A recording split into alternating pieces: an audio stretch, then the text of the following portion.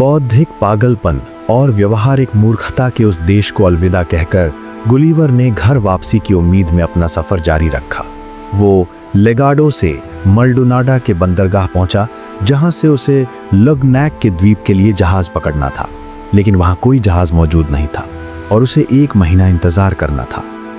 तभी एक स्थानीय रईस ने उसे पास के एक छोटे से द्वीप ग्लब डब ड्रिब की यात्रा करने का सुझाव दिया, जिसका मतलब था जादूगरों का द्वीप।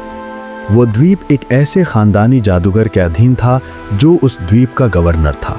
इस गवर्नर के पास एक अद्भुत और खौफनाक शक्ति थी कि वो अपनी तंत्र मंत्र के विद्या से किसी भी मरे हुए इंसान की आत्मा को 24 घंटों के लिए बुला सकता था और उससे अपनी सेवा करवा सकता था। जब गुलिवर उस द्वीप पर पहुंचा तो उसका सामना भूतों की एक पूरी सेना से हुआ।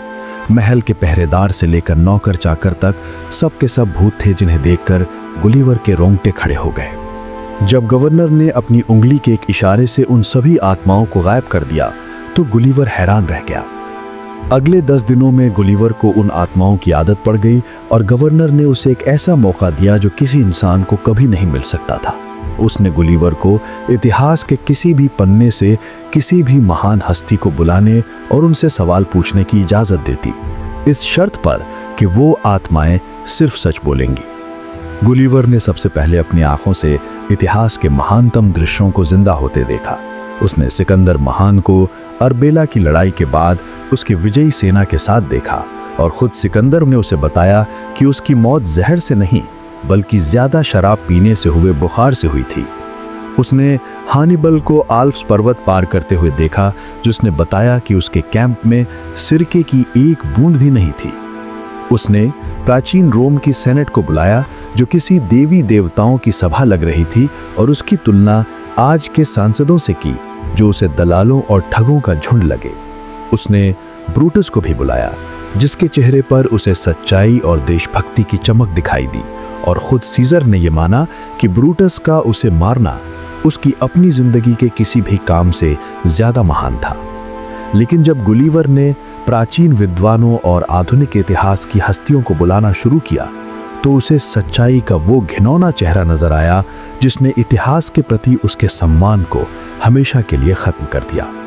उसने होमर और अरस्तु को उनके सभी टीकाकारों के साथ बुलाया और ये देखकर हैरान रह गया कि वे महान दार्शनिक अपने इन तथाकथित अनुयायियों को पहचानते तक नहीं थे, जिन्होंने उनकी बातों का गलत मतलब निकालकर दुनिया को गुमराह किया था। अरस्तु ने खुद माना कि प्रकृति को लेकर उसकी कई धारणाएं गलत थीं और कहा कि विज्ञान के नए सिद्धांत भी नए फैशन की तरह होते हैं जो वक्त के साथ बदल जाते हैं। इसके बाद उसने यूरोप के पिछले कुछ 100 सालों के शाही खानदानों की पीढ़ियों को बुलाया और ये देखकर उसका दिल टूट गया कि महान राजा महाराजा की नस्ल में संगीतकार, दरबारी, पादरी और यहाँ तक कि नाई भी शामिल थे। उसने आधुनिक इतिहास की गहरी जांच की और पाया कि जिसे दुनिया महान नायक समझती थी वो असल में कायर थे, जिसे बुद्धिमान सलाहकार माना जाता था वो मूर्ख थे, और जिसे देशभक्त कहा जाता था वो धद्दार थे। उसने 3 राजाओं से बात की जिन्होंने कसम खाकर ये कहा कि उन्होंने अपने पूरे शासनकाल में कभी किसी काबिल इंसान को कोई पद नहीं दिया। उसने ये भी जाना कि कैसे बड़े बड़े अमीर और ऊंचे ओहदे वाले लोग झूठ, धोखाधड़ी, जुल्म, देशद्रोह और यहाँ तक कि कत्ल जैसे घिनौने काम करके उस मुकाम तक पहुंचे थे। और जब उसने उन गुमनाम नायकों को बुलाया जिन्होंने असल में अपने देश के लिए बड़ी बड़ी कुर्बानियां दी थी, तो पाया कि वो सब या तो गरीबी और गुमनामी में मरे या फिर उन्हें फांसी पर लटका दिया गया।